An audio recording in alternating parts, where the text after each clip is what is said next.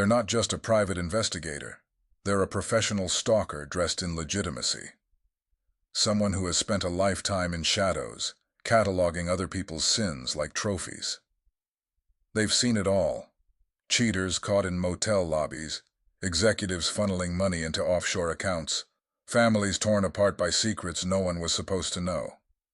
Their entire existence is built on the idea that no one is clean, that everyone eventually cracks under the right lens. But here's the twist, and here's why this story matters to you. Every investigator has a breaking point. Every watcher eventually sees something that doesn't just challenge their skill, but their soul. And when they were assigned this case, they thought it would be routine. Another mask, another secret, another file. They didn't know they were about to witness something that would shatter their entire way of seeing the world. But from the very beginning, something didn't add up. They came looking for cracks, hairline fractures in my life where the light of truth might leak through. They searched for contradictions, slips, inconsistencies. They were trained to notice the smallest tells, the late-night phone call, the unlogged payment, the nervous body language in public. Day after day, their reports began the same way. Surveillance initiated at 0700 hours. Subject leaves residence at 8:03. Subject returns 1817. No irregularities detected. But behind the sterile phrasing, unease crept in.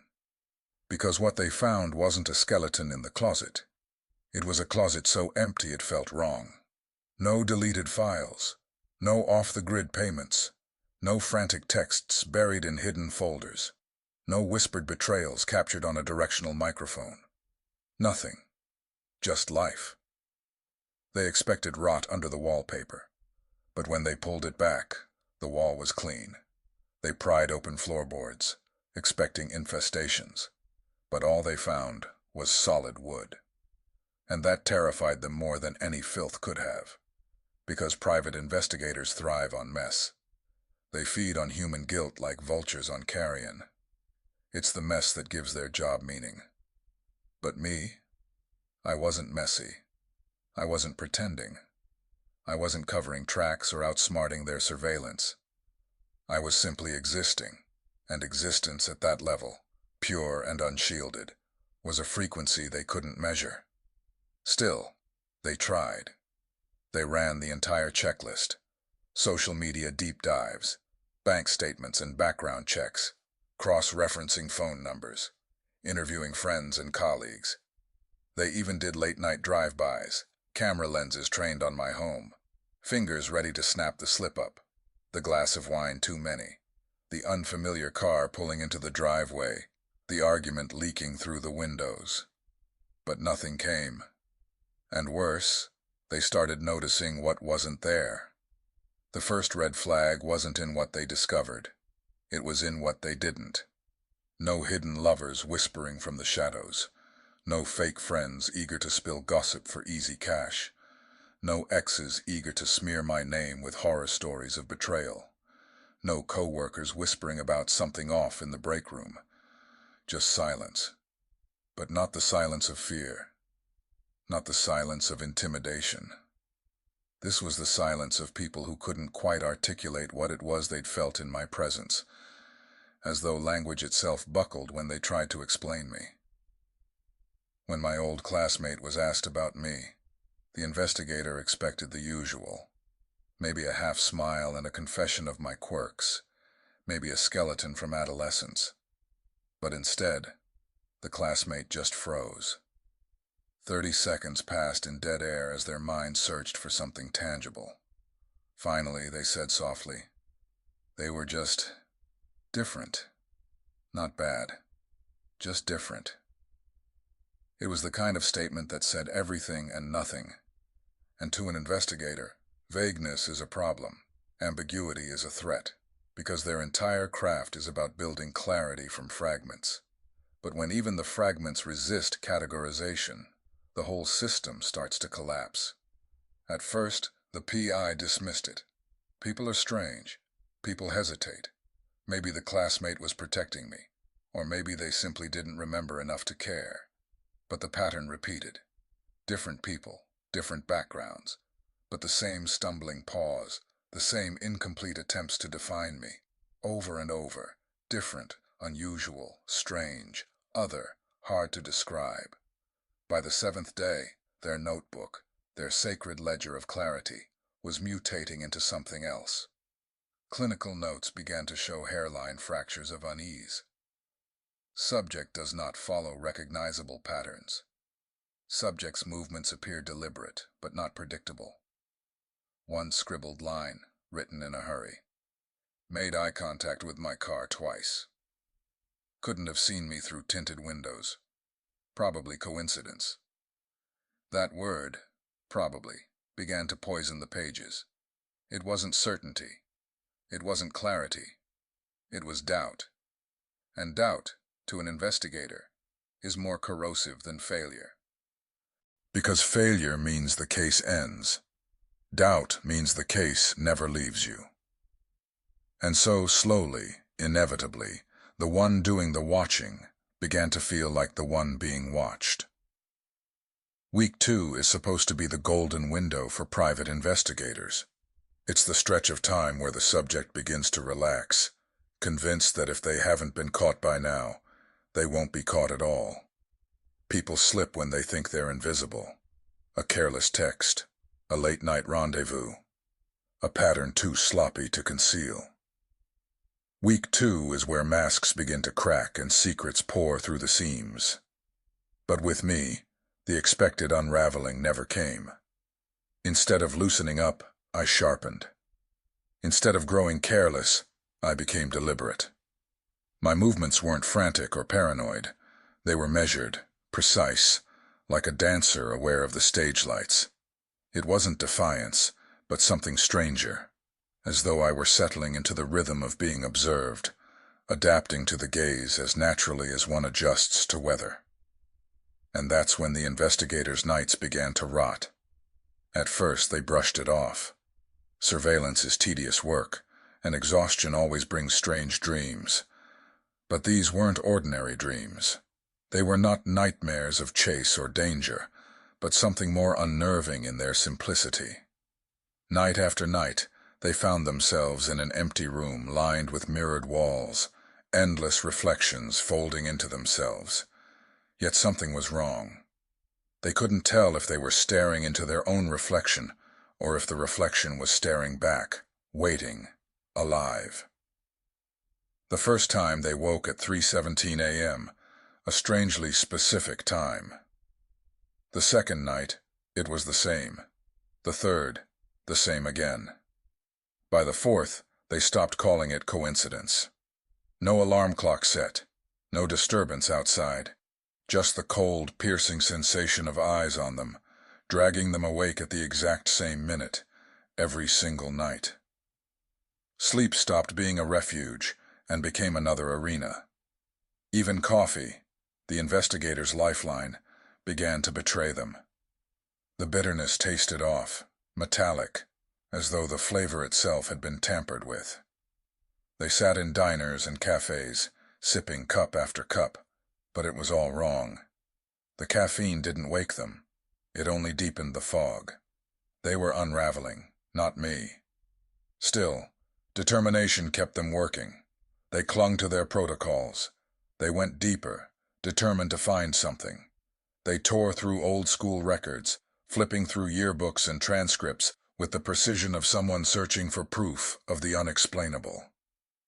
They combed through employment history, medical records, government databases, every paper trail that usually betrayed the fractures of a life. They were certain that somewhere, in some forgotten file, they'd find the trauma, the hidden diagnosis, the moment that would explain me. But there was nothing. No psychiatric holds, no sealed court records, no criminal missteps, no stint in rehab, no whispered scandals that never made it to the news, no stain at all. Just a steady, uninterrupted pattern of existence that was too clean, not in the artificial, manufactured way of someone scrubbing their past, but clean in a way that unsettled them more. It wasn't suspiciously spotless. It was simply spotless. That kind of blankness doesn't exist in their world. Frustration bled into their notes. Their tidy bullet points began to warp into confessions. In one late-night entry, scribbled hastily and almost angrily, they wrote, "It's like tracking smoke." A line they immediately crossed out, embarrassed by its poetry, but unable to deny its accuracy, because every lead dissolved before it could take shape. Every piece of testimony turned hollow in their hands. One by one, the people they interviewed gave the same maddeningly vague response. Different words, same conclusion. "I don't know what you want me to say." They were just themselves. And that was the problem. For investigators, people are never just themselves. People are guilty of something. Hiding, pretending, lying, failing. There are always layers to peel away, always contradictions to expose. But with me, there was nothing beneath the surface, because the surface was all there was. The realization wasn't just frustrating, it was destabilizing. Because if I wasn't hiding anything, then what was left for them to uncover? If I wasn't performing for their gaze, then why did they feel like their entire profession was suddenly meaningless? By the end of week 2, the case was no longer a case. It was a mirror. And the person unraveling under the weight of observation wasn't me. It was them. By the 3rd week, the investigator's exhaustion had shifted into something more insidious. It was no longer the fatigue of sleepless nights or the stress of a difficult case. It was the weight of fascination, the kind that consumes rather than simply distracts. They had spent an entire career shadowing people, dissecting lives, cutting open secrets like a surgeon with a scalpel. And in every case, without fail, there was always something rotten buried underneath the surface. It didn't matter if it was the school teacher with the hidden affair, the executive siphoning off funds, or the quiet neighbor harboring addictions in silence. Every person had something that fractured their image. Everyone cracked eventually. Everyone, except me. I wasn't cracking. I wasn't pretending. I wasn't hiding. I was simply existing with a raw transparency that made no sense within their worldview. That was more unsettling than the darkest secret they had ever uncovered, because it didn't give them anything to cling to. My lack of secrets became the most dangerous revelation of all. It was around this time that the case split in two. There was the official file, the one they were supposed to deliver to their client, sterile and professional. And then there was the private file, the one no one would ever see. This second file was not investigative in nature. It wasn't about catching me in contradictions or unmasking hidden lies. It was about understanding me, studying me, cataloging my essence like a naturalist observing a new species. They wrote about the way my routines seemed improvised yet deliberate, like jazz played without sheet music, where every note somehow landed exactly where it needed to be. They wrote about the subtle impact I had on people around me, how I left them altered, disoriented, quiet, as if they had been nudged into remembering something they had long forgotten.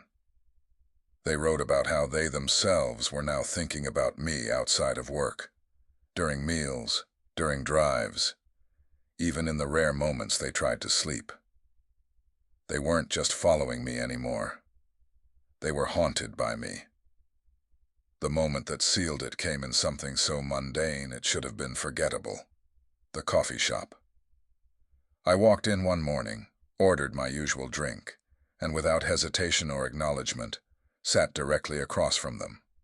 No confrontation, no act of intimidation, just presence. Calm, casual, perfectly normal, and yet so abnormal that the investigators' hands trembled as they pretended to read their newspaper, the coffee cup rattling faintly against its saucer.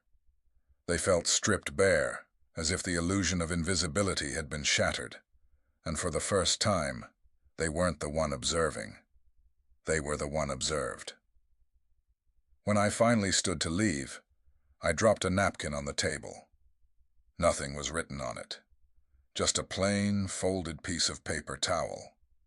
Yet when they picked it up, it felt heavier than it should have, loaded with a weight that went beyond ink or words.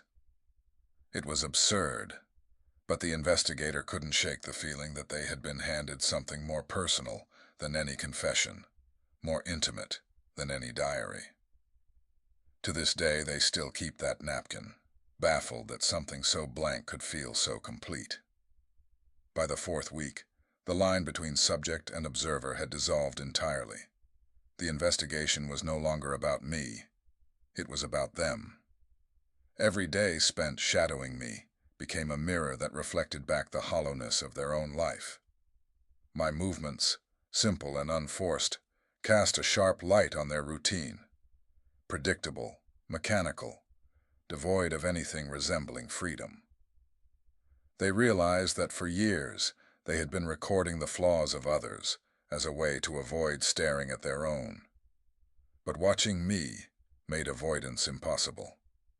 The cracks in their world widened with each passing day, until they couldn't ignore them. The breaking point arrived not in some dramatic confrontation, but in a small act of kindness. They saw me help a stranger carry groceries, a gesture so trivial it should have meant nothing. Yet when the stranger burst into tears, overcome by the sudden realization that they had been sleepwalking through their existence, the investigator finally understood the scale of what they were dealing with. It wasn't about uncovering lies. It wasn't about evidence. It was about awakening. After that, their official reports became hollow shells, filled with lies like no unusual behavior detected. But they knew better. They knew everything I did was unusual, because nothing about me could be contained in the cold, sterile language of an investigative file. The truth was slipping through their fingers, impossible to capture, impossible to frame in ink and paper. And that was when they knew the case had broken them. They weren't documenting me anymore. They were documenting the collapse of themselves. Their final entry at the end of week 4 was written with the kind of sterile detachment that investigators are trained to maintain. Subject appears to be exactly who they present as. No hidden life detected. But the truth hiding behind that report was far more dangerous, far more intimate, far more unnerving than anything their training had ever prepared them for.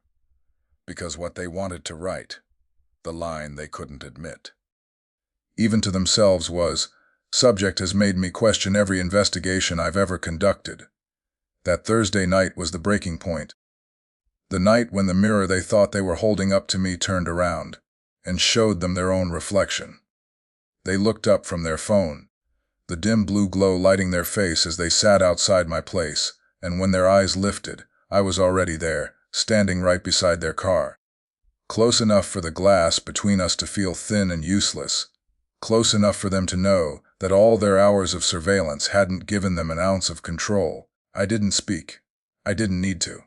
I just smiled, not a sinister grin, not a forced smirk, but a simple human smile, one that carried the full weight of knowing, of being seen, of amusement at the entire surveillance game they thought they were running. That smile was heavier than words, heavier than confrontation, heavier than any trick of intimidation.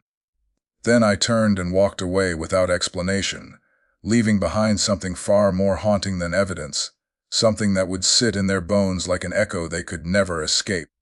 The unshakable message that screamed in silence, "I know you know that I know that you know." And in that instant, the balance shattered. The observer became the observed. The hunter realized they had been prey all along. They sat in their car for 3 hours, unable to move, staring at the case notes in their lap as though the ink itself had betrayed them. Realizing for the first time that the roles had never been what they thought. They weren't watching me, I had been watching them. That night, when they finally drove home, they looked at the collection of files, the neatly documented betrayals, the catalog of affairs, the archive of human weakness, And for the first time in their career, all of it looked meaningless, like a child's attempt at control in a world that refuses to be contained. Their resignation letter, written the next morning, was short, professional, forgettable to anyone but them. It didn't admit the real truth. The only secret they uncovered was that my secret was having no secrets at all. And 6 months later, they left the business entirely. Not from trauma, not from fear, but from clarity, from the understanding that their entire profession thrived on illusions, and I had stripped that away with nothing but existence. The client who hired them refused to believe the report, refused to accept the idea of someone with nothing to hide. So they brought in another investigator, then another, and then another still, each one lured by the challenge, each one believing they would be the one to crack me open. But the same pattern repeated. Within days, they gave up, unsettled, confused, drained of their certainty. You became the impossible case, the white whale of private investigation.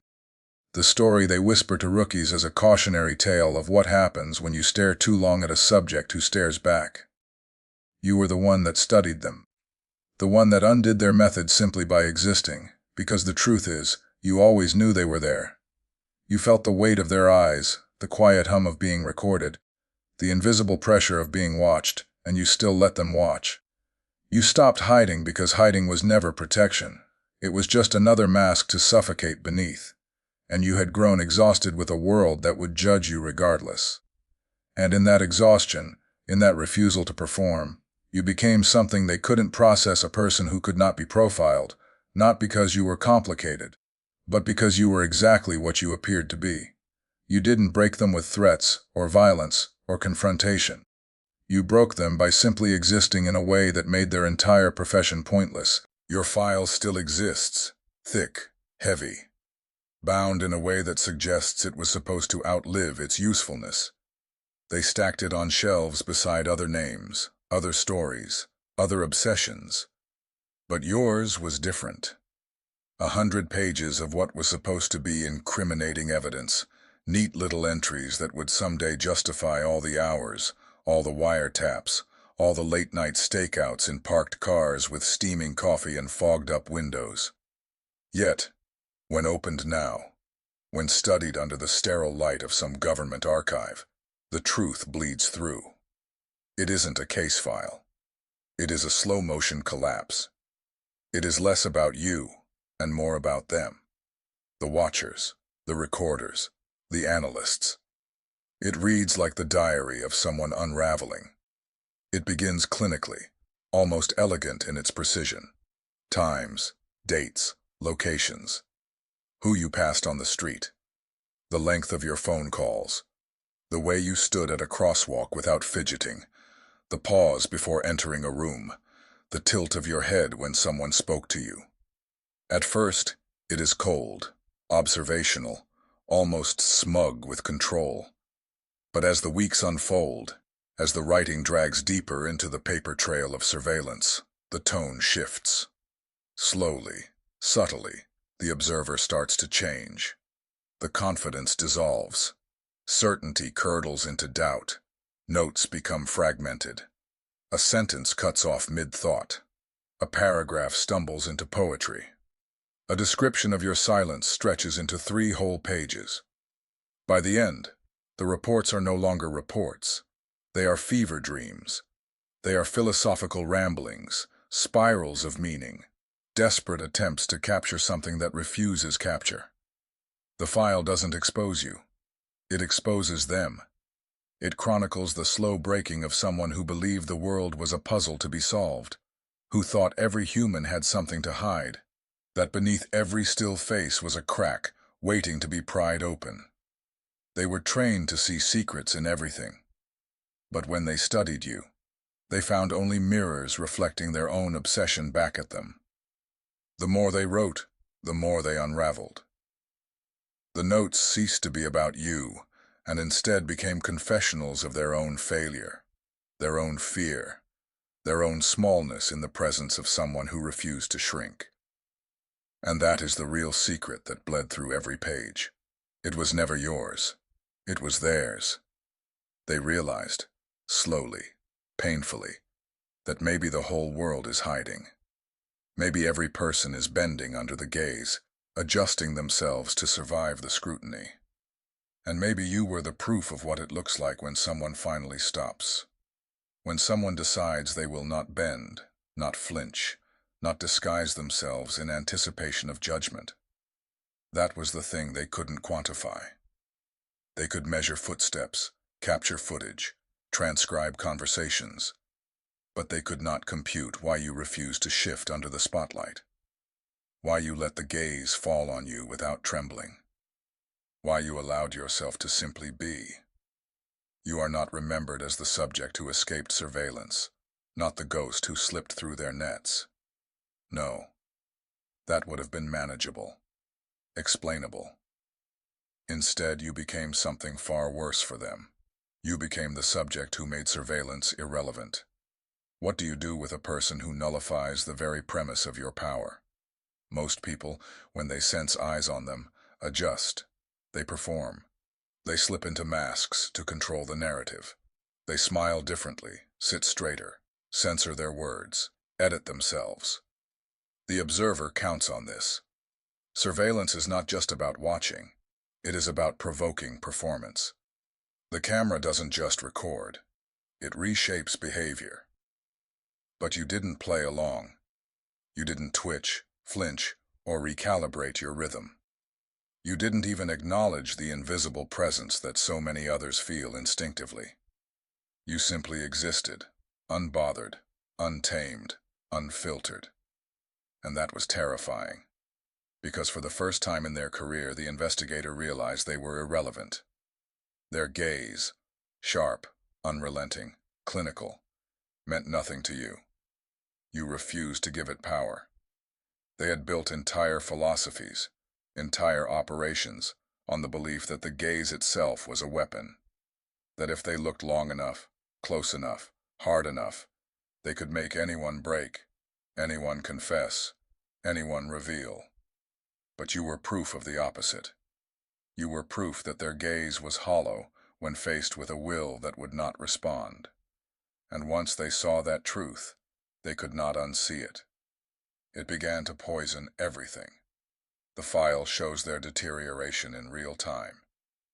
At first, they ask questions about you. Then, slowly, the questions turn inward. Why does this subject not respond to pressure? Why do they not exhibit fear? Do they not feel the weight of being watched? Do they even know they are watched? And if they do, what kind of human does not care? From there, the questions darken. What if surveillance has always been a lie? What if the power of observation only exists if the subject consents to it? What if all of this, all the cameras, all the reports, all the infrastructure, collapses the moment someone like you refuses to play? It haunts them. It ruins them. The reports become circular, chasing their own tail.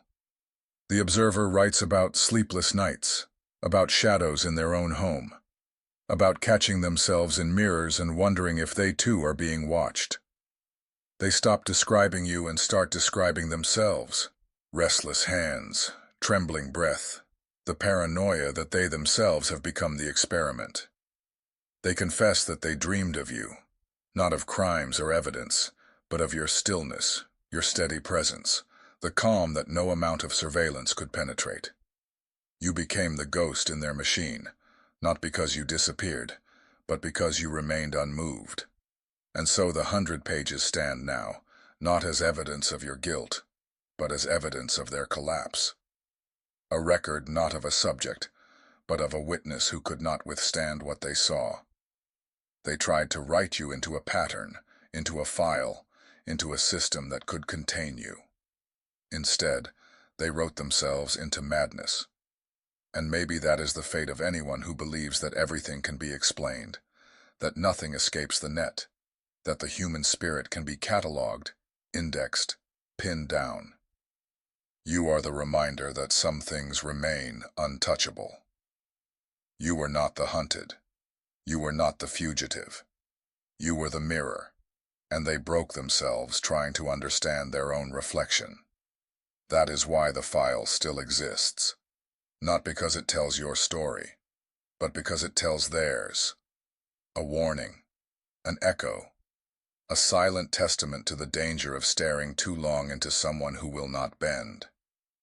And though they tried to bury it, to lock it away in the archives, the truth lingers. Not that you escaped surveillance, but that you transcended it. You stood as living proof that when a person refuses to perform, refuses to hide, refuses to flinch, they become uninvestigatable. And in that refusal, you revealed the great lie of their profession. It was never about watching you. It was always about whether you would let yourself be watched. You didn't. And that was the end of them. The investigator who quit remembers one moment above all. You sitting at a pond, scattering breadcrumbs to ducks, as though it was the only thing that mattered. They pretended to read, trying to act invisible. And then, without drama, you looked up. You saw them. You looked through their disguise and into something they'd never dared to confront. For one endless second, they weren't an investigator. They were just a person being seen. And in that instant, they realized they had spent an entire career looking at people without ever really seeing them. That's what broke them. Not fear, not intimidation, but clarity. Crystal clear, merciless clarity. That moment broke them. Not with fear, but with clarity. They weren't an investigator anymore. They were just a person finally seen. And maybe that's the real secret. You don't escape the system. You make it meaningless. This is Rise and Shine. If this message resonated, join us. There's more truth waiting.